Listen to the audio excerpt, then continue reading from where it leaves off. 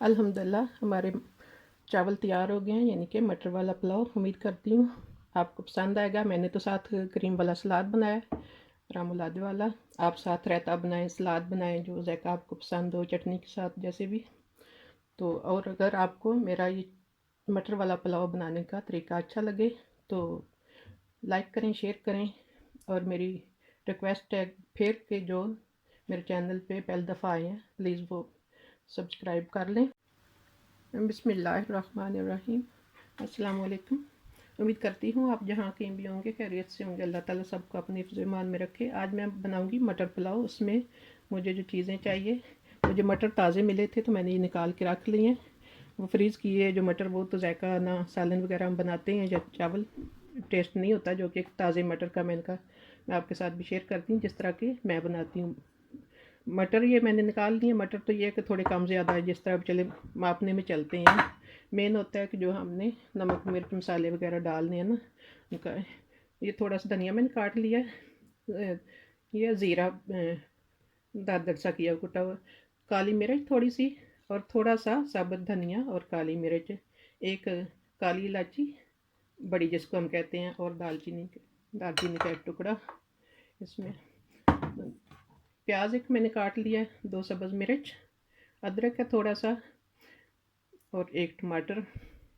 और मेन होता है इसमें जो कि ये मैंने चावल में मिर्च भी कम ज़्यादा चलती है। कोई बंदे थोड़ा कम मिर्च खाते हैं या कोई थोड़ी ज़्यादा चावल में, वो तो चलता है। ख़ास करके होता है चावल में नमक का, कि ये तवाज़ुन ना हो तो वो ज़ायका ही बिगड़ जाता है। तो नमक कम ज़्यादा हो तो नहीं मज़े के लगते, वो परफेक्ट होना ज़रूरी होता है। वैसे तो पकाने का तरीका है, लेकिन बहरहाल मैंने इस कप से 1.5 कप चावल मापे हैं। वो चलो जितने कम ज़्यादा किसी ने बनाने हैं, तो एक बच्चे बना रहे हों तो उनके लिए कि नमक का जो कि एक चखना भी ना पड़े, जैसे परफेक्ट जो तरीका, जैसे इस तरह मैं भर के 1 कप चावल का लेती हूँ, उसमें मैं नमक डालती हूँ। कभी मैंने चावल में नमक कभी भी चखा नहीं है, ना ज़रूरत पड़ती है कि अगर बच्चे बना रहे हो तो इस तरह आप नमक डालेंगे। जैसे ये 200 मिलीलीटर वाला कप है, इसमें इस तरह फुल भरा हुआ है, बराबर नहीं भरा हुआ इस तरह। तो उसमें एक आप ये जो खाने वाली छोटी चम्मच होती है नमक की, इससे आप फुल भरा हुआ कप नमक का, और फुल दिया आप उसमें 1 कप है तो 1 चम्मच नमक डाल लें। कभी भी आपको चखने की ज़रूरत नहीं पड़ेगी। ये जैसे कहते हैं कि आंखें बंद करके डाल लो, क्योंकि मैं इस तरह ही डालती हूँ। मैंने कभी चावल में नमक चखा नहीं, ना ही मैं चखूँ तो मुझे को पता चलता है कि कम ज़्यादा का, मतलब जब तक वो पक ना जाए। तो ये आप मेरा टिप है, बच्चे जो बना रहे हो तो ये आप याद रखें, नमक इस तरह डालने, जितने कप हैं इतनी ये छोटी चम्मच नमक की, 1 कप में 1 चम्मच नमक।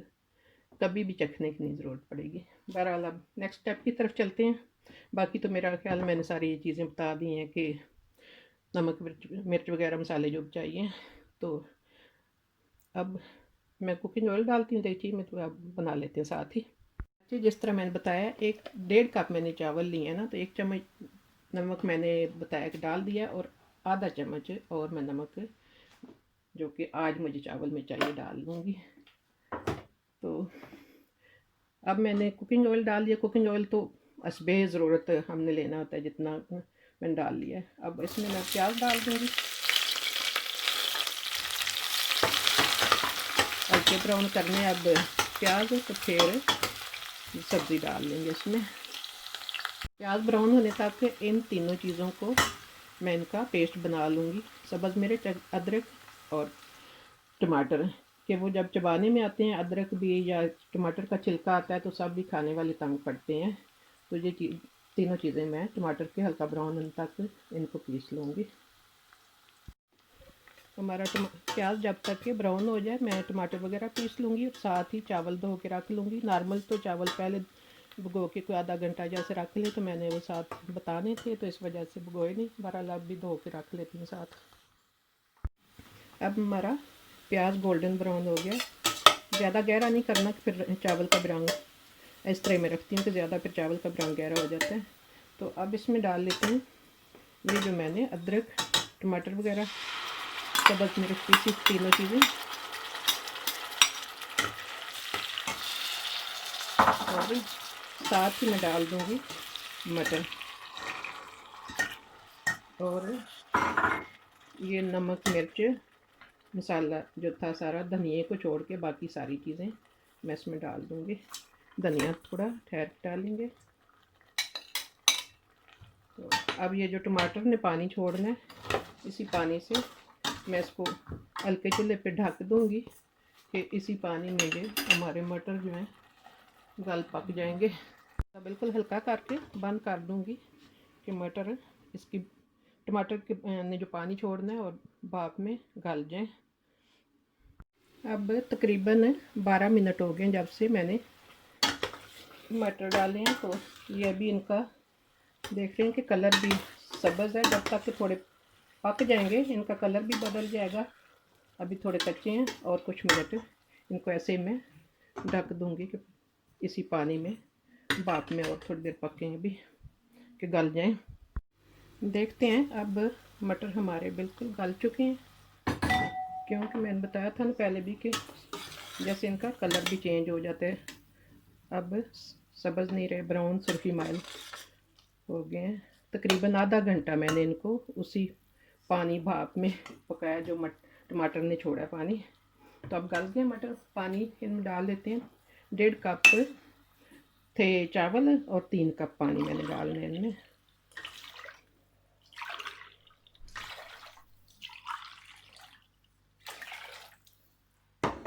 और साथ ही अब मैं ये धनिया भी डाल दूँगी।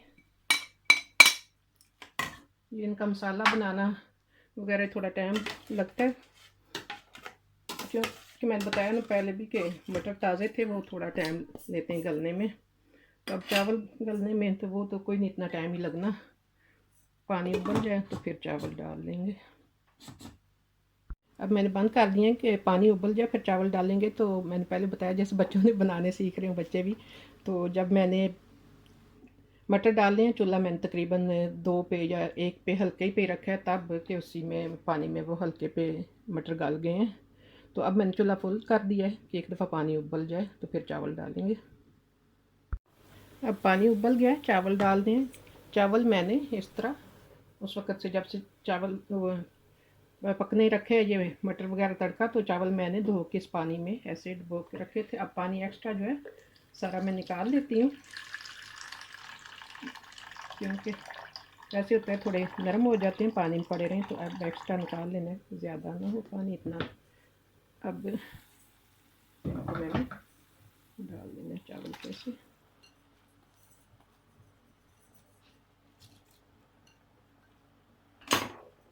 अब तो झटपट हो जाएंगे चावल, तो गलने में कोई टाइम ही नहीं लगता इतना। तो अब मैं इनको ढक देती हूँ थोड़ा। अब फुल है चूल्हा, जैसे कि 1-2 मिनट में मैं 4 पे चूल्हा कर दूँगी और फिर ऐसे ही 3 पे आहिस्ता आहिस्ता चूल्हा हल्का करते जाना है कि एंड तक थोड़ा हल्का करके गल जाए। अब कुछ चावल का पानी अब खुश्क हो गया, थोड़े भी नरम है, और कुछ मिनटों में फिर दम तक पहुँचेंगे। अभी थोड़ा ढक देती हूँ। अब देखती हूँ कि चावल का क्या इनकी सूरत हाल है।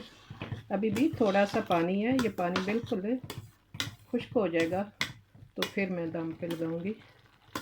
वैसे तो मटर चावल कलर देख के लग रहे हैं माशाल्लाह से बहुत मज़ेदार है ताज़े मटर के साथ।